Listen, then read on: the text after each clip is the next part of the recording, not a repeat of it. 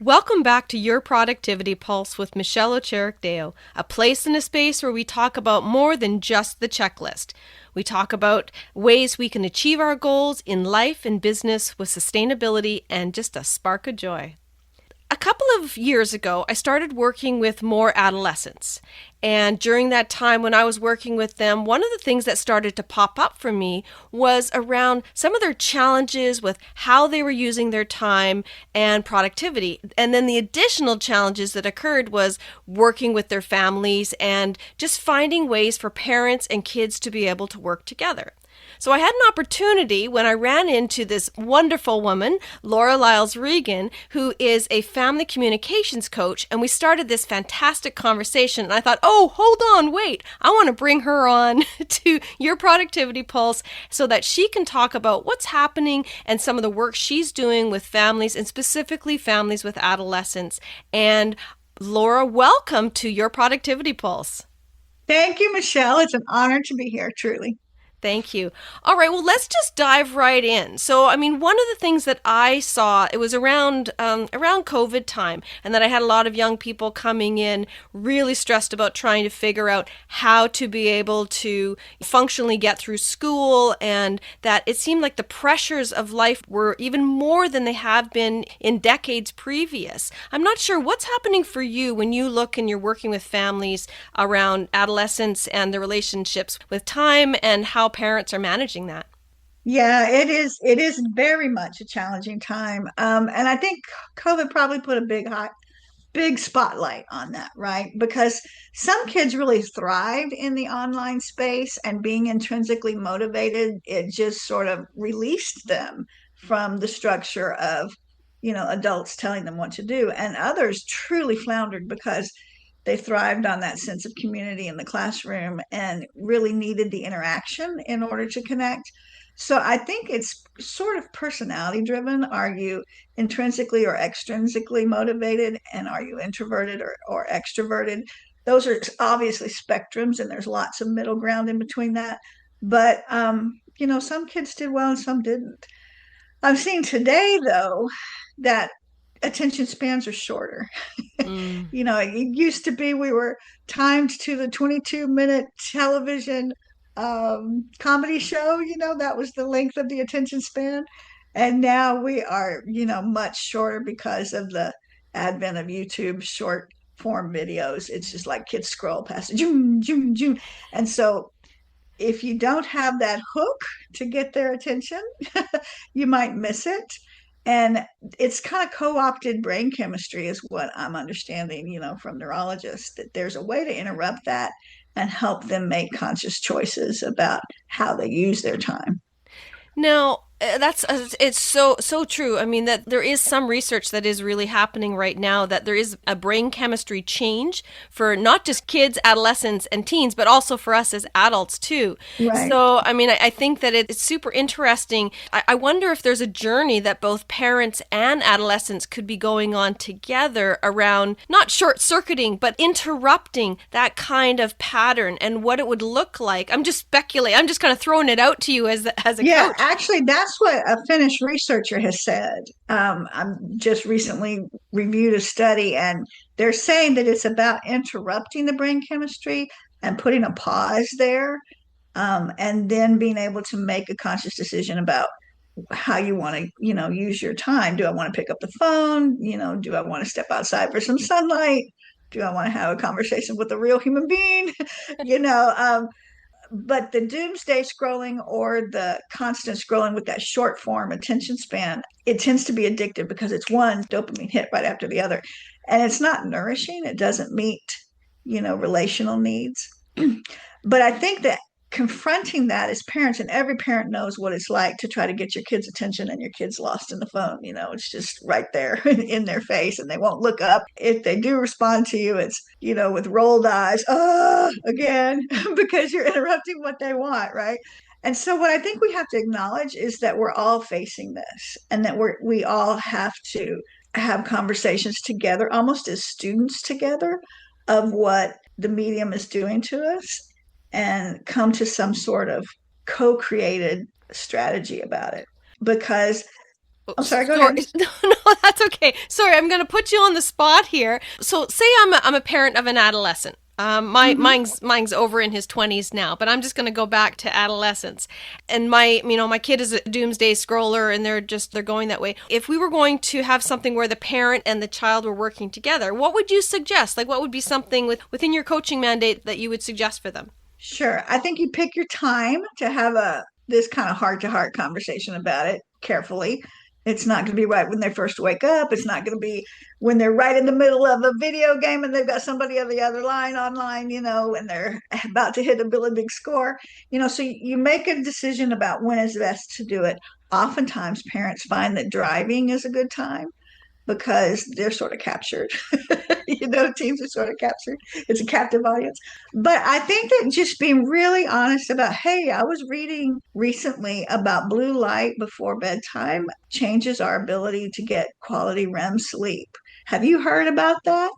And right there, you're making an observation and then you're asking an open ended question. You're not saying put the dadgum phone down, and listen to me, because that's not going to get you anywhere. What you're doing is using the opportunity to educate. You're asking open ended questions in a way that leads them, but does not dictate terms, you know? And then, yeah, I didn't hear that, or no, what are you talking about? And then you get to have a two-way conversation. Another great strategy behind that is to say something like, I really want to work on my sleep because I just find I'm too tired and I'm not at my best, and I want to give you guys my best. I want to give work my best. Would you be willing, another open-ended question, to charge our phones in the kitchen downstairs in a different place from us, half an hour before bedtime? And that might meet with some resistance. Well, how do I, finish my homework and text my friends? And what do I do for an alarm? All of the things. Those are really great points. Those are really great points. I guess we could get you one of those old-fashioned alarm clocks, if you were willing to try this. How's your sleep? So you have a real two-way conversation about it. Well, what are your suggestions? If you don't like that one. Okay, well, if you can't come up with any, would you be willing to try for a week? Or 2 weeks, and then we can see how it goes. It's not something we have to do forever. And when we're doing this two-way, more conscious conversation using these communication skills, it really models for them how to operate as a young adult. So it really has another agenda other than just the screen, other than just the productivity, other than the rest. It's about growing up. I love that. Now, before we started recording, we also talked about that it's not just parents who are influencing our adolescents now, and that can have an ability to be able to help support them. We've got teachers and coaches, instructors of different kinds. When you're working with an adolescent who's not your own flesh and blood, and they're sitting there with their phone, what are some suggestions? What can somebody do in that way to be able to help them focus in their situation? Yeah, I find that teens are really looking for mentors. They're really, it's just a basic innate developmental need. And so when mentors can say it, again, in all kinds of roles you were talking about, teacher, boss, aunt, uncle, it doesn't really matter. When we're willing to make value statements and narrate our inner lives and why we do things, they're watching for that. They really are. So to say something like, wow, I really got lost in my phone last night, and it made me go to bed late. I'm got a headache this morning. I'm gonna have to take some extra coffee. I don't want to do that again. It's real, it's authentic, it shows that there's process to growth, right? But it shows that there's a value that I want to be my best and I want to work hard and I want to be punctual and all those things that, we feel are important. Awesome. Thank you, Laura. Now, I just want to make a little bit of a pivot just to talk about how did you get into this field and what is it that has driven you to, really start developing this part of your business? Sure, thanks. I am a family sociologist, so I was trained in what we call micro sociology, the micro interactions. Sociology usually gets in an airplane and looks down on a social phenomena like with statistics and all that good stuff. But I found most interesting the micro experiences like of human interaction.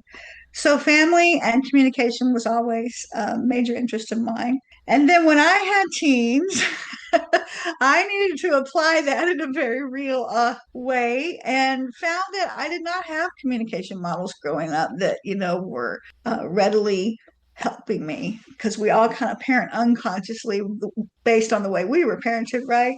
And some of that's good and some of that maybe not so good. I grew up in an alcoholic home and knew I didn't want to repeat some of those patterns and put together this family communication model based on my own recovery experience. I'm 25 years sober now, and based on that education, right? And I wrote it up in a academic journal, but then put it in my book in an applied kind of a way called How to Raise Respectful Parents.